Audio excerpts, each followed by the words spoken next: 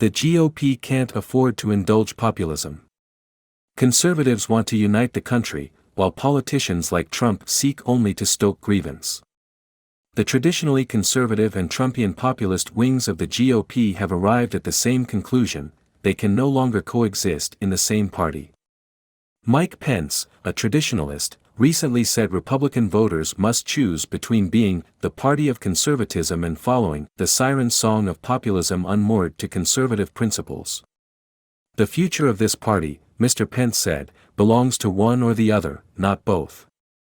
Missouri Senator Josh Hawley, a populist, said much the same last year in the Washington Post: the old Republican Party is dead, which is no reason to mourn. In Mr. Hawley's view, Republicans should embrace economic policies that would transform the party into one that represents America's working people. For Mr. Pence, the GOP must be the party of limited government, free enterprise, fiscal responsibility, and traditional values. Normally, politics is about addition, not subtraction. Voters can disagree on issues while sharing general principles. Messrs. Pence and Hawley contend that the differences in principle between conservatism and populism make them incompatible. I agree. The Republican Party is and should remain conservative, the opposite of populist. To understand this incompatibility, let's compare a key tactic of populism, appeals to us versus them division, with the original purpose of the Republican Party, the preservation of the Union. Populist politicians promote themselves as fighters. They aggressively wage culture wars and stoke grievance. They don't belong in the party of Abraham Lincoln, who tried desperately to hold the fracturing nation together. A month before the outbreak of the Civil War, he pleaded with his countrymen: "We are not enemies but friends, we must not be enemies."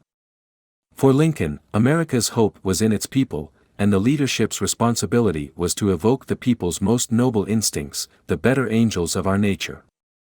True conservatism places more emphasis on the soul of the nation than on the policies that emanate from Washington. Populist leaders like Donald Trump, who openly flouts the standards of basic human decency and appeals to rage, "I am your retribution," evoke our basest instincts. Committed to Lincoln's purpose, traditionalists uphold the Constitution, the structure that allows us to address and resolve our political differences in an orderly way. We are in the tradition of Edmund Burke, often called the father of conservatism.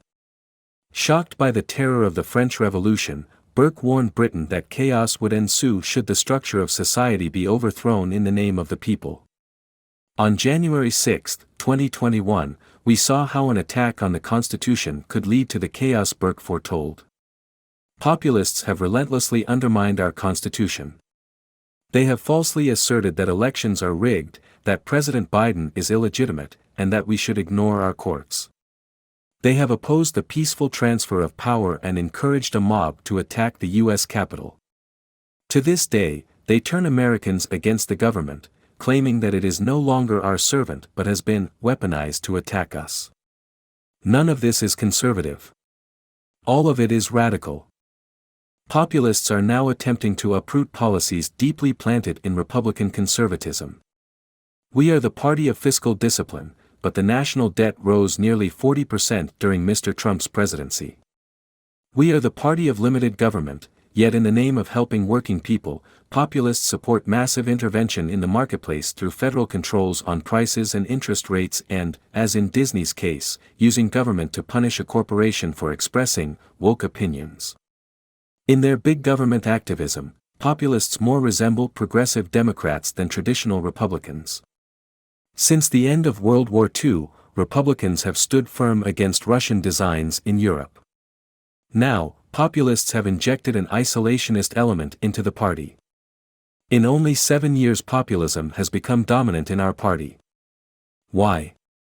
Because most of us haven't seen the differences with the clarity of Messrs. Pence and Hawley. We have become used to seeing people describe populist politicians and policies as conservative, as if the two were synonymous. Populists have been able to dismiss anti-Trump Republicans as malcontents or rhinos, Republicans in name only, when conservatives in fact represent the best of the Republican tradition. We can't risk losing that heritage. America has long benefited from a principled conservative party that, when balanced against a responsible progressive party, has created the stability that has held our country together.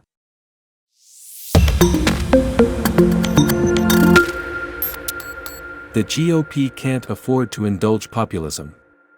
Conservatives want to unite the country, while politicians like Trump seek only to stoke grievance. The traditionally conservative and Trumpian populist wings of the GOP have arrived at the same conclusion: they can no longer coexist in the same party.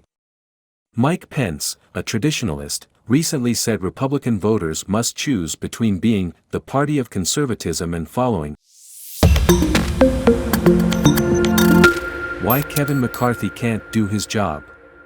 The Speaker of the House is the only congressional officer mentioned in the Constitution, other than a temporary Senate officer to preside when the Vice President can't. The Speaker's job isn't defined, but surely it includes passing legislation that keeps the federal government running. But Kevin McCarthy, the current Speaker, isn't doing that job. Indeed, at this point it's hard to see how he can pass any bill maintaining federal funding, let alone one the Senate, controlled by Democrats, will agree to. So we seem to be headed for a federal shutdown at the end of this month, with many important government activities suspended until further notice. Why? McCarthy is a weak leader, especially compared with Nancy Pelosi, his formidable predecessor. But even a superb leader would probably be unable to transcend the dynamics of a party that has been extremist for a generation but has now gone beyond extremism to nihilism. And yes, this is a Republican problem. Any talk about dysfunction in Congress or partisanship simply misinforms the public. Crises like the one McCarthy now faces didn't happen under Pelosi, even though she also had a very narrow majority. I'll come back to that contrast.